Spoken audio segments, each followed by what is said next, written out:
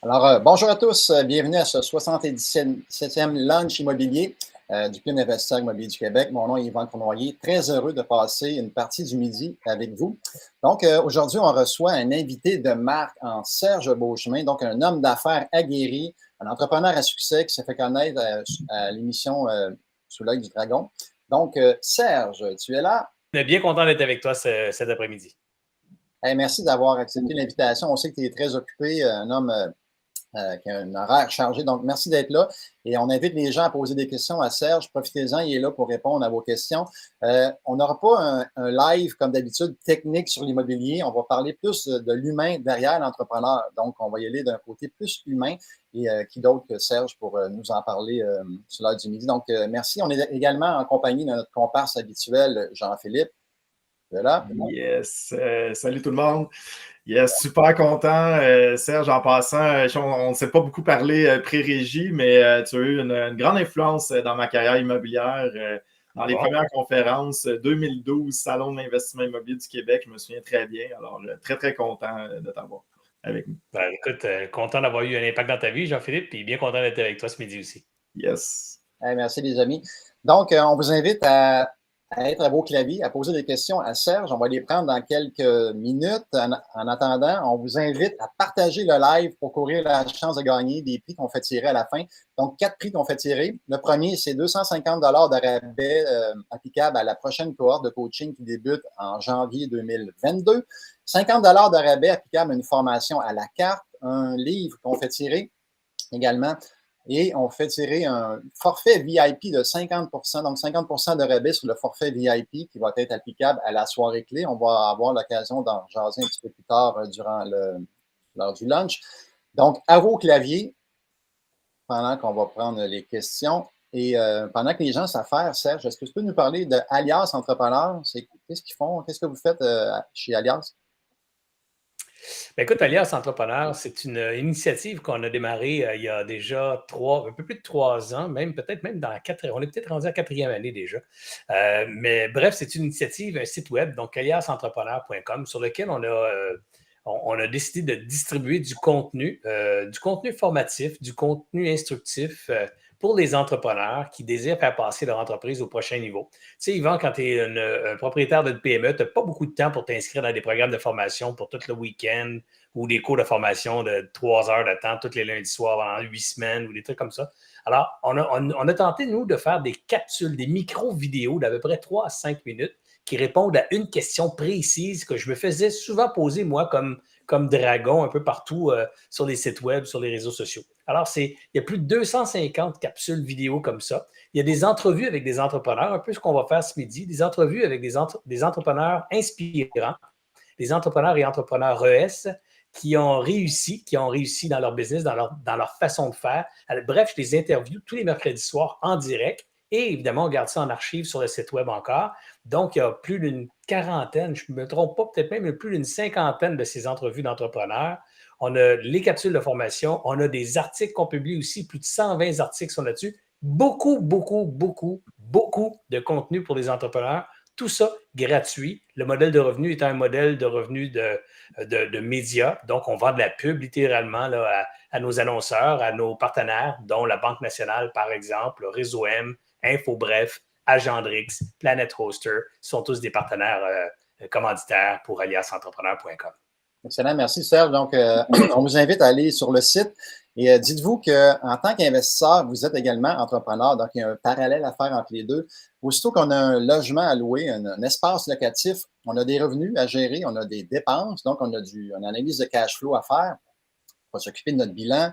Il faut connaître les règlements du TAL, donc le tribunal administratif du logement. Il faut connaître les règlements municipaux. Il faut avoir un petit peu de psychologie avec les locataires. Donc, bref, quand on est investisseur, on est également entrepreneur. Donc, on vous invite à aller sur le site Alliance Entrepreneur pour avoir plus de contenu pour vous aider.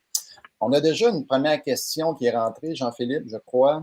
Oui, exact. Les questions du public, moi, j'en ai en banque pour Serge.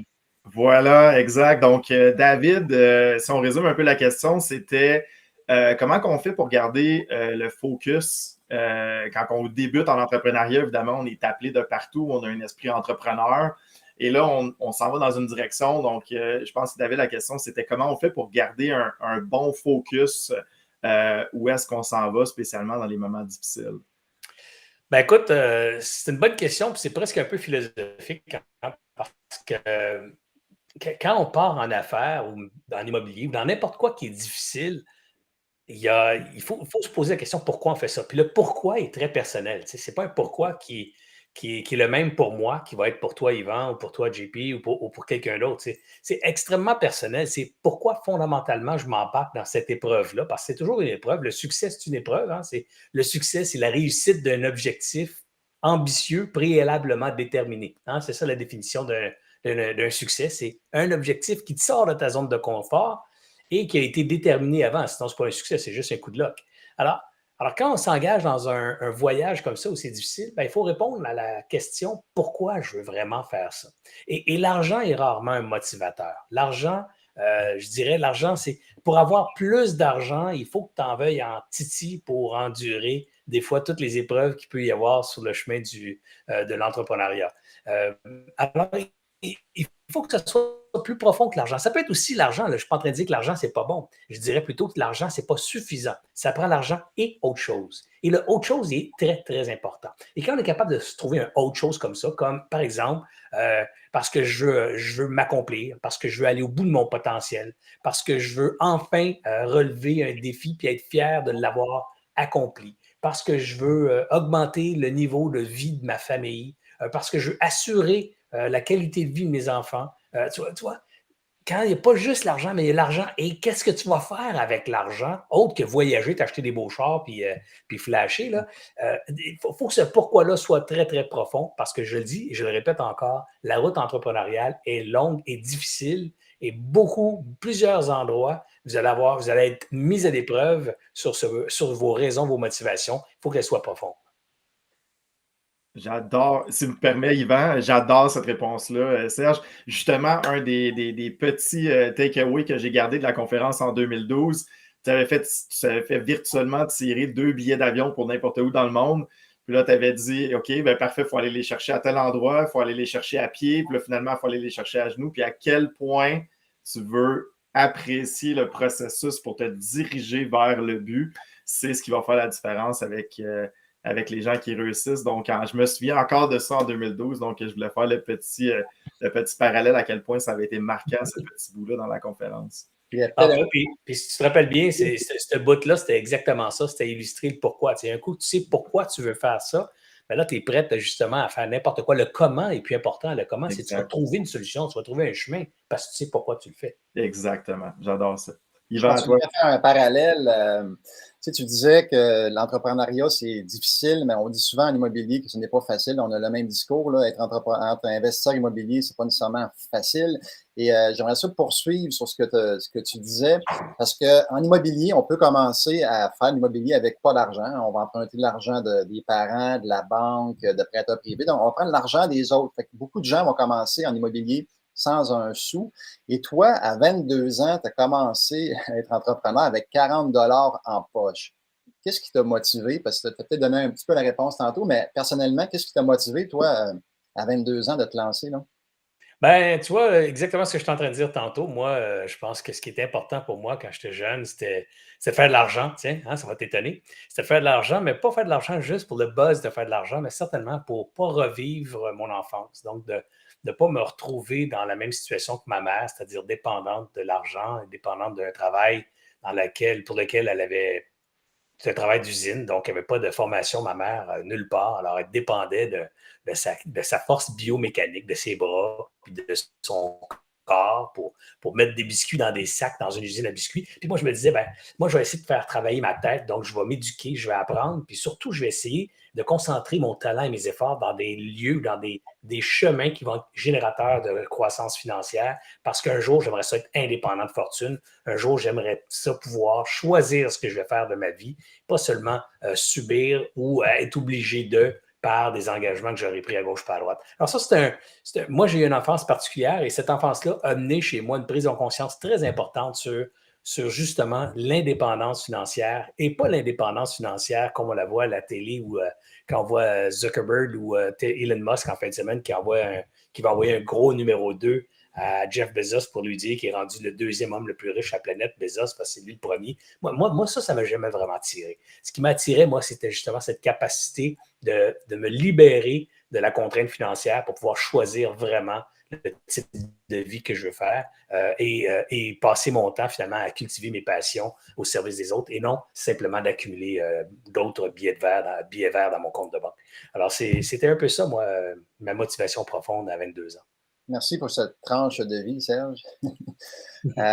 On sait que l'indépendance financière, tu en parlais, là, ça peut s'atteindre en immobilier. Donc, principalement, si on veut l'atteindre en immobilier, c'est d'avoir des revenus passifs, donc avoir assez de logements qui vont nous rapporter un revenu qui va couvrir nos dépenses. Donc, dès qu'on a assez de revenus passifs pour couvrir nos dépenses, on est libre financièrement. On peut arrêter de travailler. On sait que l'argent va rentrer. On va être capable de subvenir à nos besoins puis se concentrer sur des projets qui vont nous rapporter gros, qui vont nous stimuler. Donc, c'est possible d'atteindre l'indépendance financière grâce à l'immobilier. Et on avait une autre question, JP, dans le public, peut-être? Oui, c'est une question de financement, des débuts. Caroline qui demandait au début dans les financements. Écoute, Serge, je vais avoir l'air d'un groupier un peu, mais je t'ai vu une deuxième fois en conférence également quand tu expliquais un peu les problèmes de financement de ton entreprise informatique 3Soft, je me souviens. Exact. Donc, il y avait eu des bons petits challenges au niveau des financements initiaux. Donc, ça va être intéressant. Caroline pointait vers un travail d'adjointe virtuelle, j'imagine un entrepreneuriat dans le domaine des adjoints virtuels, mais à voir. Donc, à toi la parole, Serge. Mais il y a une chose qui est claire, quand on commence à parler de financement, il faut parler argent. Hein, puis parler argent, c'est des chiffres. Alors, il faut commencer à comprendre comment ça marche, les chiffres, à qui ça rapporte un prêt, qui fait de l'argent avec le prêt. Alors, moi, quand je suis parti en affaires, j'avais une business un peu comme toi, Caroline, j'avais une business de service. Hein. En apparence, on vendait du logiciel, mais dans la réalité, on vendait un service d'acquisition de logiciel. Nous, on vendait des produits, mais les gens m'appelaient parce que j'étais capable de les trouver rapidement et tout ça. Donc, je n'avais pas de grande valeur dans le sens que je ne fabriquais pas un produit et je ne détenais pas aucune propriété intellectuelle, pas de licence de distribution exclusive. Produit que je vendais, n'importe qui le vendait. Alors, comment on réussit à financer ça? Nous, au départ, on a misé sur la qualité de notre service pour faire croître notre business. On était tellement sûr d'avoir raison en développant une expertise unique que nos clients nous ont donné raison puis ils se sont mis à acheter pas mal. Alors, on a investi sur nous-mêmes au départ. On n'a pas hésité à prendre de la dette. On a pris donc des cartes de crédit qu'on a loadées au maximum. On se finançait littéralement avec nos cartes de crédit. Donc, Yvan tantôt parlait de 40 $. C'est le 20$ chacun qu'on a pris pour ouvrir le compte de banque. Puis après, on achetait sur nos cartes de crédit des produits, on les revendait. En fait, on les vendait d'abord, on les achetait ensuite, on les livrait, on encaissait, payait la carte, puis on recommençait. Alors ça, c'était notre business pendant quelques mois. Ensuite, on a réussi à convaincre le gouvernement de donner une subvention à 2 jeunes comme nous. On avait 22, 21 ans. On a eu 25 000 de subvention, un don de 25 000.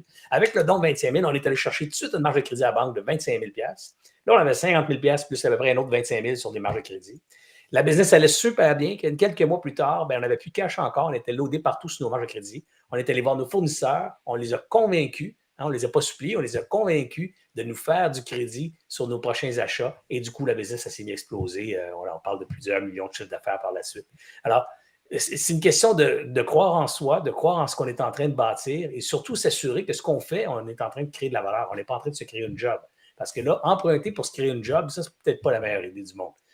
Moi, je me dis, quand tu te crées une job, tu dois travailler fort pour générer les revenus. Quand les revenus rentrent, comme c'est juste une job, tu n'as pas d'employeur, tu n'as pas de sécurité d'emploi, tu devrais être en train d'économiser une partie de ton salaire et travailler fort à augmenter ton unicité dans le marché pour augmenter tes prix, augmenter la demande pour des caractéristiques que tu as qui sont uniques. Super. Yvan, à toi? Pour faire un parallèle avec l'immobilier, le financement en immobilier est relativement simple et accessible. Hein. Au Canada, on a un bon système bancaire et c'est relativement facile d'avoir du financement si on a un bon projet. Et comme disait Serge, suppliez pas le banquier, m'arrivez là convaincu, vous avez un projet d'affaires, puis pourquoi je te choisirais comme banque, parce qu'il en existe plusieurs, hein, les banques qui sont prêtes à financer. Donc, arrivez pas là enquêteux, comme dit souvent M. Lépine, arrivez là convaincu, voici mon projet, voici les chiffres, est-ce que tu embarques dans le projet avec moi ou non? Sinon, ben, je vais aller en avoir un autre. Donc, il ne faut pas arriver comme des quêteux à la banque quand on veut financer un immeuble. Okay? Donc, arrivez préparé aussi, hein? Donc, sachez ce que le banquier va vous demander comme document, qu'est-ce qu'il veut voir. Donc, préparez-vous à l'avance pour votre financement. Il y a quelqu'un qui a posé une question sur le mindset. J'avais la même question. Serge, comment tu entretiens ton mindset? Je sais que c'est global, puis c'est pas rien qu'un seul truc, là, mais tu sais, y a-t-il quelque chose que tu pourrais nous partager sur le mindset en affaires? Comment tu développes ça? Comment tu entretiens ça au quotidien? Est-ce que tu fais, mettons, je ne sais pas, des méditations, des visualisations? Est-ce que tu vas suivre des séminaires, mettons, dans d'autres pays? As-tu des mentors? Tu nous en parles un peu?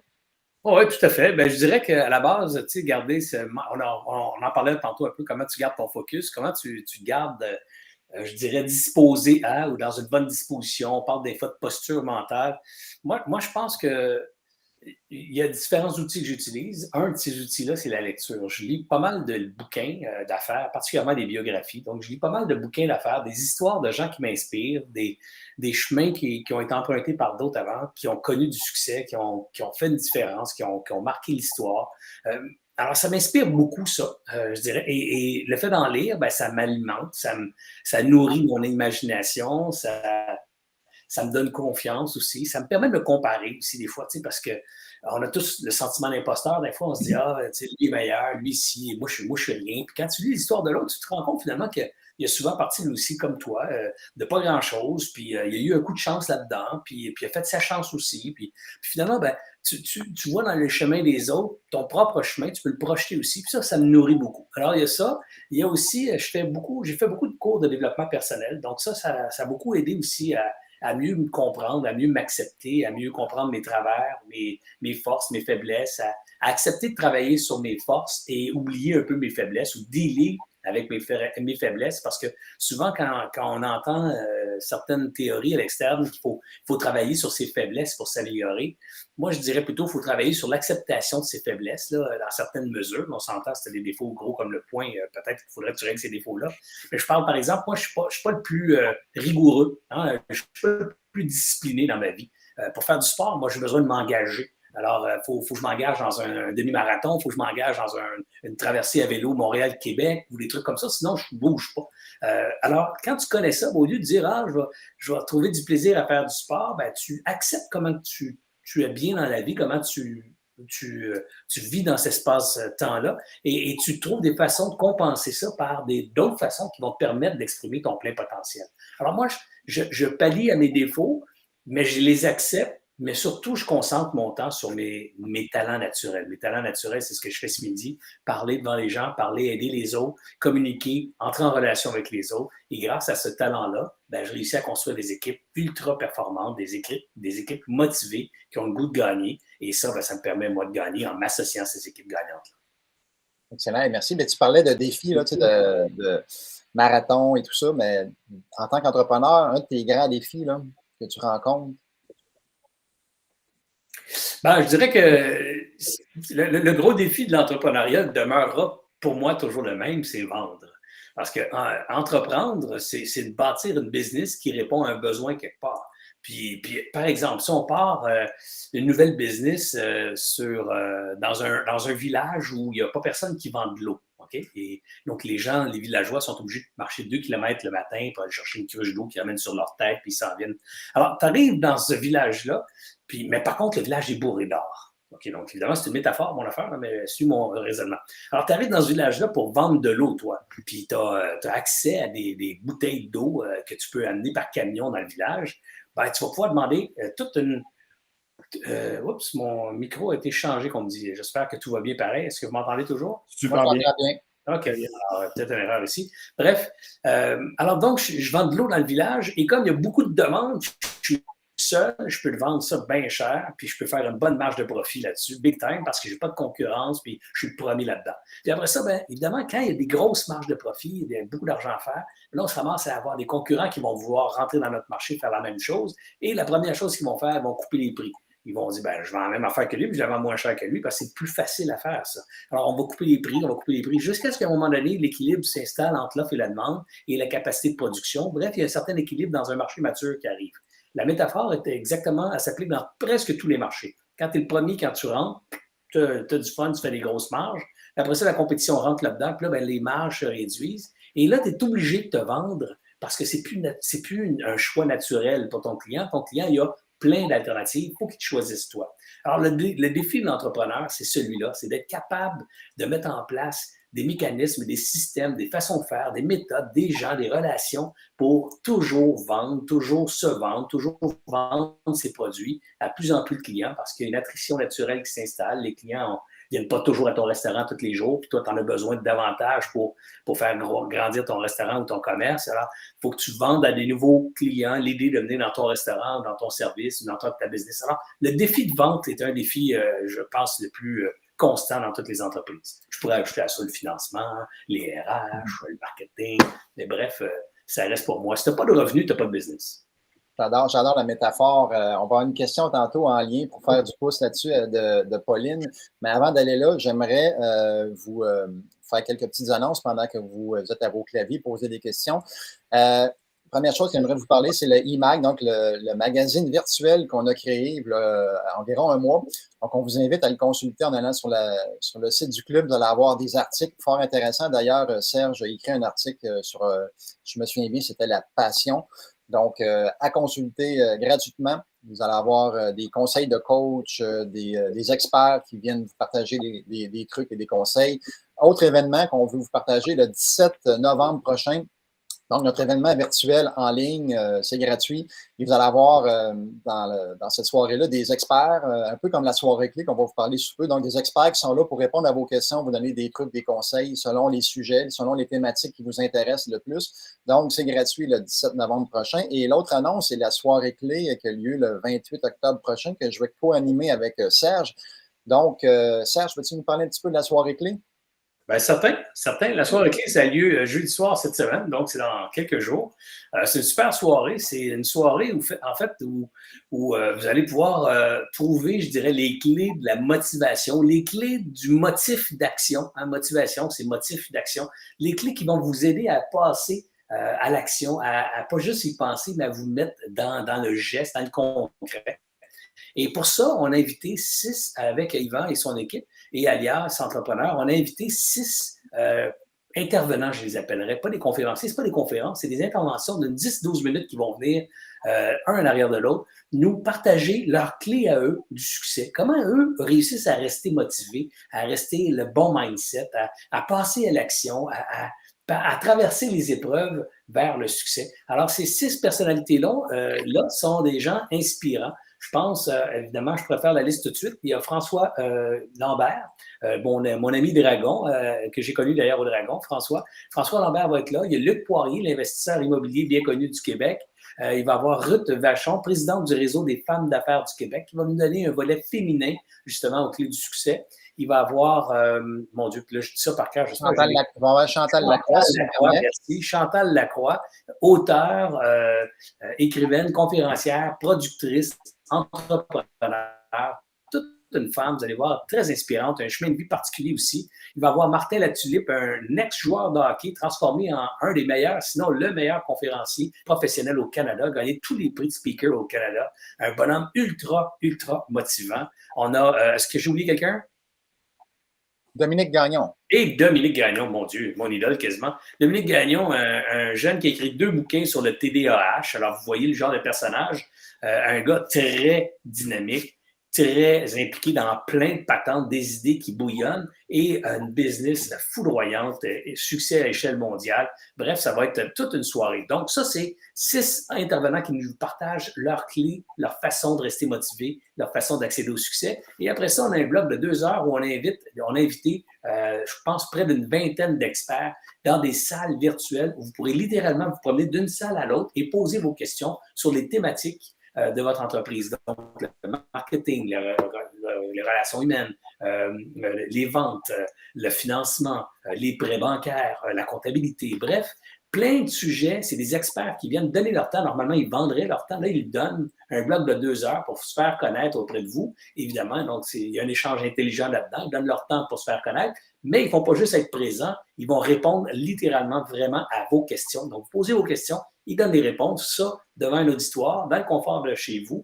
Vous allez donc apprendre énormément parce que c'est du concret pendant 2 heures de temps. Donc, au total, de 6 heures à 22 heures, de 6 à 8 à peu près, le premier bloc des entrepreneurs inspirants et de 8 à 10 environ, le deuxième bloc d'experts conseils en direct. Tout ça sur la plateforme aliasentrepreneur.com et organisé évidemment par le CIIQ et Alias Entrepreneur. Et c'est gratuit. On vous invite à aller vous inscrire sur soireeclé.ca.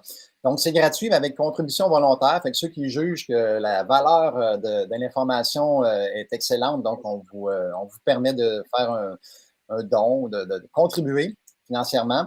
On a également des forfaits VIP. Donc, ceux qui aimeraient passer 2 heures avec moi et Serge virtuellement, soit le 2 novembre à midi ou le 11 novembre à midi, peuvent le faire. On a le lien, je crois, dans le chat.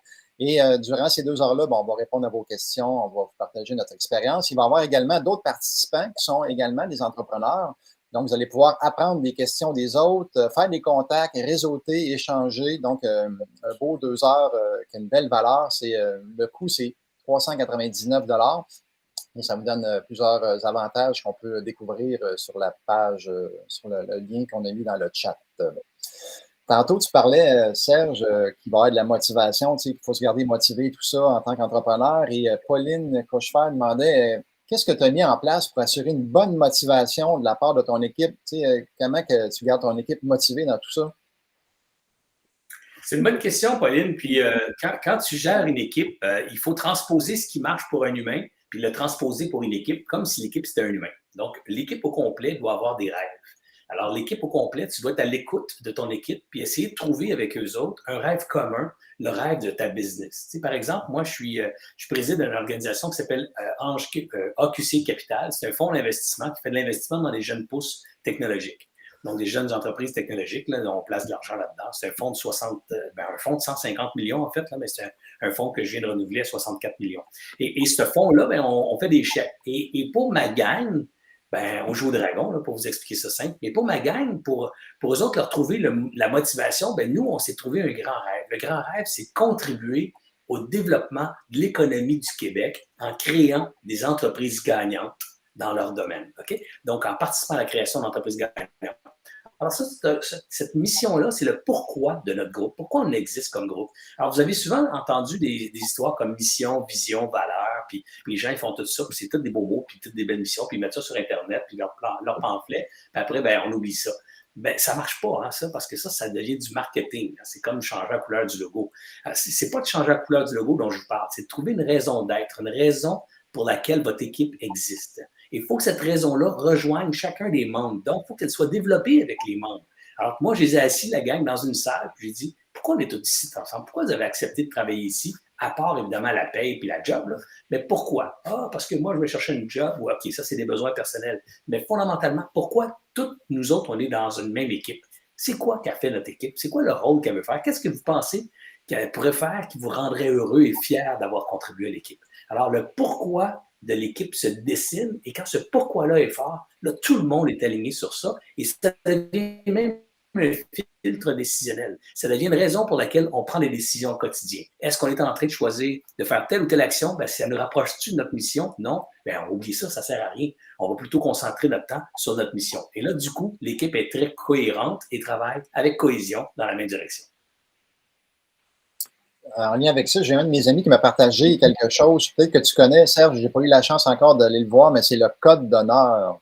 Est-ce que ça dit quelque chose? Un outil justement pour aider l'équipe à être en cohésion, puis que tout le monde travaille dans le même sens, avec les mêmes valeurs et tout ça. Donc, le code d'honneur, je ne sais pas si ça se fait en français, là, mais peut-être faire une petite recherche là-dessus, les amis, pour vous aider dans votre processus.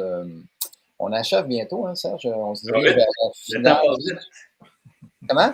Le temps passe vite. Le temps passe vite. Oui.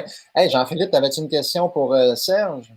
Yes, avec une question du public. En passant, je suis 100% d'accord sur la mission, sur la vision. 100% d'accord. Je pense que c'est la meilleure équipe pour motiver une entreprise. Pour avoir été travailleur dans une grande entreprise, là, c'est un peu ce qui amène tout le monde justement à aller dans le même bateau. Mais sinon, une question de Alain. En fait, je vais raccourcir la question parce qu'il y avait vraiment une grosse partie immobilière. Mais en fait, la question, c'était comment on fait pour avoir des bons partenaires en affaires. Question qui revient beaucoup en immobilier, parce que c'est une business qui demande énormément de capitaux. Donc, c'est une business dans laquelle on s'associe très souvent. Comment on peut faire pour trouver des bons partenaires en affaires pour qu'on ait un bon fit? Ben, écoute, c'est comme si tu me dis comment on fait, Serge, pour trouver le bon partenaire pour se marier dans la vie. Tu sais. Ben, un mariage, tu ne maries pas un gars ou une fille le premier soir tu le rencontres dans un bar ou le premier soir tu le rencontres dans un party de chalet avec des amis. Tu sais, tu vas apprendre à le connaître. Puis ça veut dire quoi, ça, apprendre à le connaître? Ben, ça veut dire passer du temps de façon intime avec lui ou avec elle pour connaître ses valeurs, pour connaître ses façons de penser. Ça veut dire aussi le voir réagir dans le monde, dans l'environnement autour, avec sa famille, avec ses amis, comment il traite les autres, pour voir s'il y a un fit de valeurs, s'il pense, il vit il priorise dans sa vie les mêmes genres de choses que toi. Parce que si ça, c'est pas en place, ça ne sera pas un bon partenaire de vie, ce ne sera pas donc un bon partenaire à marier. Ben, c'est un peu la même affaire en affaires. Si tu cherches un partner d'affaires, ben là, c'est partner pour garder dans la même direction, puis dans le même projet, puis bâtir la même affaire. Il faut qu'on fit, il faut qu'il y ait ce fit-là. Alors, ça n'arrive pas, ça, instantané. Alors, si, pareil comme dans la vraie vie, avec mon analogie là, sur le mariage, ben, on apprend à se connaître. Alors, on commence à faire des petites business avec un partenaire avec lesquels on voudrait faire de l'immobilier, mettons,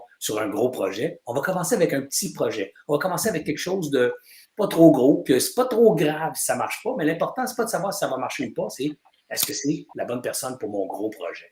Alors, apprendre à le connaître, faire des petites sorties en vélo, comme je disais tantôt pour mon mariage, mais là, dans l'immobilier, ça va peut-être être faire un placement ensemble ou d'aller voir une propriété ensemble ou d'aller négocier un banquier sur son projet à lui, ou vous voulez lui donner un coup de main.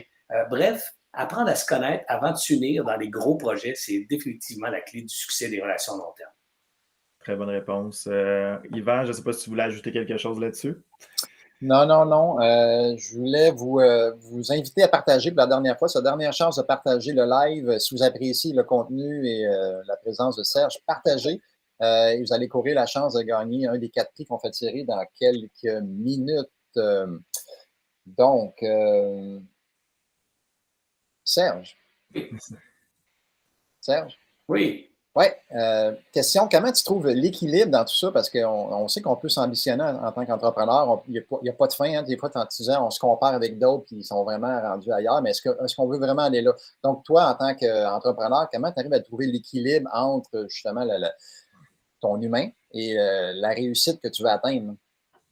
As-tu des mécanismes, des trucs? Il y a des mécanismes. Tu vois, moi, j'ai fait une liste que je vais te sortir d'ailleurs et que j'utilise. C'est ma liste personnelle là, qui me permet de me retrouver quand je me suis perdu. Hein, parce que tu parles d'équilibre, au fond. Perdre l'équilibre, c'est un peu tombé. Hein, c'est la première image que je vois quand je perds l'équilibre. C'est ça. J'ai sacré le camp à terre. Alors, je ne suis plus dans ma voie, je ne suis plus dans ma direction, je ne suis plus où ce que je devrais être. Alors, quand ça m'arrive, cette perte d'équilibre, ou juste avant, ben, je ressors une liste. Puis cette liste-là, je l'ai faite, pas quand j'étais en perte d'équilibre, mais quand ça allait bien dans ma vie. J'ai fait cette liste-là pendant que je marchais un jour dehors, puis j'ai sorti 6-7 items, puis après ça, je l'ai rajouté 2-3 au fil des années. Et cette liste-là est devenue mon focus, justement mon guide quand je perds l'équilibre. Puis c'est mon guide à moi, c'est pas le tien, là, c'est le mien. Puis je vais te le partager parce que tu vas voir ce qui est là-dedans, puis ça va te donner une idée pour créer peut-être ton propre guide à toi. Et ça, ben, ça est dans mon téléphone. Je l'ai à portée de main tout le temps quand j'en ai besoin. Puis ça me permet de me rebrancher sur ce qui est important pour moi. Puis tu vois, pas nécessairement en ordre de priorité, je dirais qu'ils sont pas mal tout importants et égales, mais regarde bien ça. Être présent et investir du temps pour ma conjointe et mes enfants. Tu vois, ça, pour moi, c'est quelque chose d'important. Fait que quand je sens que je perds l'équilibre, quand je sens que je ne suis pas à ma place, puis je suis en train de me demander, je vais regarder ça, je me dis, Serge, t'investis-tu du temps pour ta conjointe et tes kids? Sinon, ben, arrête de faire ce que tu fais, puis prends un peu de temps, parce que ça, là, c'est vraiment important pour toi, Serge. M'accomplir en relevant des défis qui me font évoluer. Est-ce que je suis en train de m'acharner dans quelque chose pour avoir raison, pour bien paraître, pour plaire au public, ou je suis en train de m'accomplir? M'accomplir, c'est différent. C'est ce que je suis en train d'apprendre quelque chose puis d'aller au bout de quelque chose. Ben ça, c'est important. Et si je suis en train de perdre mon temps quelque part pour plaire à du monde, ben je suis en train de ruiner ma vie et ma santé pour plaire à du monde, ce qui n'est peut-être pas bonne chose. Je continue. Avoir du fun. Hein, j'ai rajouté cette ligne-là il y a quelques années. Avoir du fun. Pas oublier que dans la vie, là, ben, il faut avoir du fun parce qu'elle n'est pas si longue que ça, la vie. Puis plus tu vieillis, plus tu te rends compte que le temps se raccourcit. Moi, j'ai 56, il ne m'en reste plus 56 devant moi, il m'en reste peut-être 30. Puis les 30, dans ces 30-là, les 10 dernières ne sont pas comme les 10 prochaines. Alors, il faut avoir du fun dans la vie. Contribuer à améliorer les choses autour de moi, faire une différence positive dans mon environnement, m'impliquant et en partageant mes savoirs, mon temps, mes capacités et mes avoirs aussi. Alors, tu vois, ça aussi, c'est important. Toute ma générosité vient d'un engagement que j'ai avec moi, d'avoir du sens dans ma vie, de ne pas juste consommer, mais également donner. Donc, c'est super important. C'est un des engagements. Alors, je pourrais continuer comme ça la liste. Et cette liste-là, ben, ça me permet de retrouver, je dirais, un sentiment de guide, des barrières qui disent je suis en train de faire la bonne chose, je suis en train de ne pas faire la bonne chose et de me ramener justement sur des choses qui comptent pour moi. Et ces choses-là, ce pas des choses que je réécris à tous les jours, c'est des choses que profondément, j'ai noté à un endroit. Puis une fois de temps en temps, on s'arrête, hein, Yvan, on s'arrête pour penser. Puis là, je dis, je relis ma liste, puis il me manque un élément, comme avoir du fun. Là. Je ne le retrouvais pas dans ma liste. Mais à un moment donné, je dis, hey, qu'est-ce que c'est ça, Serge? C'est bien beau, là, tout ça, là, mais il faut peut-être du fun aussi. J'ai rajouté un truc, le plus récent, c'est le dernier. Écoutez ça, le dernier, c'est penser à moi, Serge, de temps en temps. Parce que j'ai plein d'affaires là-dedans, c'est pour les autres. Mes enfants, ma conjointe, l'environnement, le monde autour. Mais Serge, il est où dans tout ça? Alors, j'ai rajouté une ligne il n'y a pas longtemps. Là. Et ça, c'est penser à Serge de temps en temps. Donc, prendre du temps pour moi, pas juste pour faire, pas juste pour donner, pas juste pour paraître, mais également juste pour être. Être quelque part où ça me tente. Hier matin, par exemple, je disais à ma conjointe, je m'en vais faire une course, je reviens vers 3 heures. Elle dit, tu t'en vas où? Genre, je vais me faire rembourser telle affaire. C'était pas besoin de 3 heures. Je dis, non, mais je vais prendre 3 heures. Alors, puis ça fait 26 ans qu'on est ensemble, fait qu'elle comprend très bien ce que ça veut dire. J'avais besoin de temps. J'avais besoin de temps pour moi. Je suis parti, je suis allé me promener au 10-30, faisait beau dehors, j'ai marché dehors, me fait du bien. Alors, prendre du temps pour soi, ça fait partie de mes règles d'équilibre. Wow, ça nous interpelle. JP aussi, quelque chose à ajouter, mais j'adore ton côté humain, ta transparence, ta générosité, parce que tu n'es pas obligé de tout nous dire ça. Des fois, ça peut être personnel, mais c'est bien parce que je pense que les gens vont en bénéficier, puis il y a des gens qui ont des petits devoirs à faire sur soi. Puis moi, j'ai peut-être une couple de petits points aussi à ajouter à ma liste. Merci, Serge. Avec plaisir. Avec plaisir. Vraiment à l'ordre de façon inspirante. Jean-Philippe, tu avais de quoi ajouter? Oui, effectivement. Ben, premièrement, c'est fantastique cette liste-là. Puis moi, je suis entièrement d'accord avec toi. On enseigne l'immobilier. Les gens pensent souvent à l'argent, mais il faut encadrer. En fait, ce que je voulais dire, c'était une analogie que j'avais entendue, je pense, dans un podcast que j'avais vraiment aimé. La personne a dit, t'as-tu déjà joué au hockey sur un lac? Puis t'as-tu déjà joué au hockey dans une patinoire avec des bandes? Ben, il dit, quand tu joues dans le lac, ben, des fois, tu perds la rondelle, puis là, tu as de la misère à ramener la rondelle. Alors qu'en réalité, les bandes, c'est justement où est-ce que tu vas jouer, où est-ce que tu vas setter les limites de où est-ce que tu vas aller dans tous les départements de ta vie. Puis à l'intérieur de ça, ça passe la partie, en fait. Fait que tu joues à l'intérieur de tes bandes et ces bandes-là, c'est exactement la liste que tu as donnée. Fait que ça m'avait été resté comme analogie où est-ce que voici où est-ce que je peux jouer, puis have fun dans ce secteur-là, puis ça, c'est mes barrières, puis où est-ce que je veux m'amuser.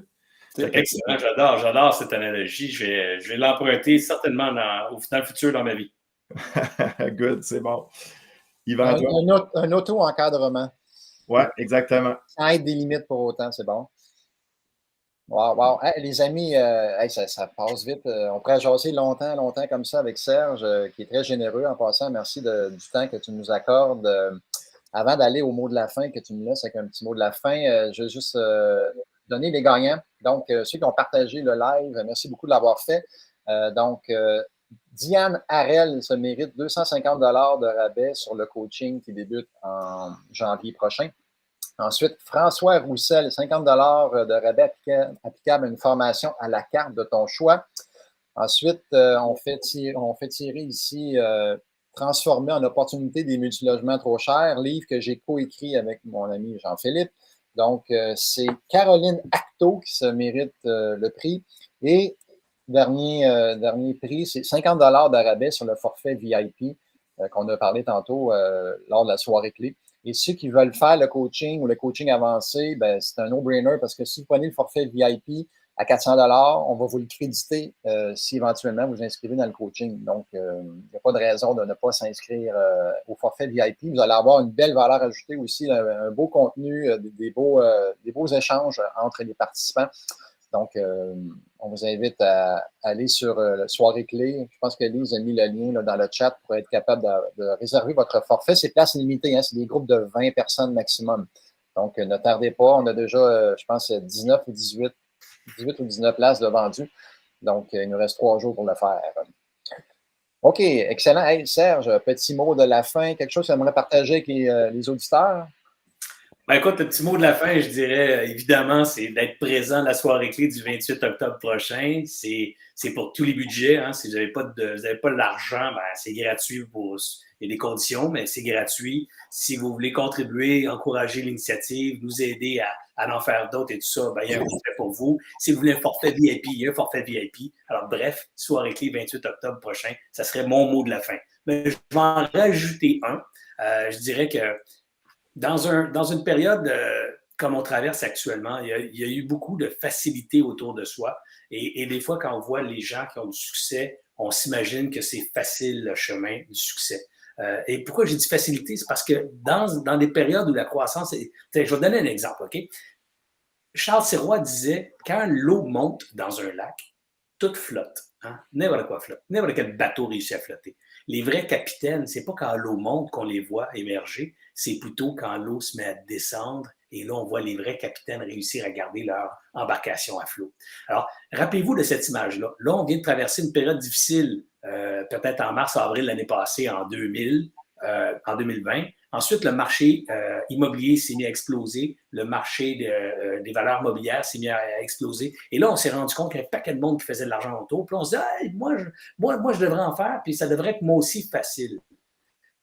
Rappelez-vous que la facilité, quand l'eau monte, ça va bien, vous allez faire de l'argent, vous allez réussir à trouver des petites passes pour faire de l'argent. Vous ne deviendrez pas millionnaire tout de suite, mais vous allez réussir à en faire parce que l'eau monte dans le lac pour tout le monde.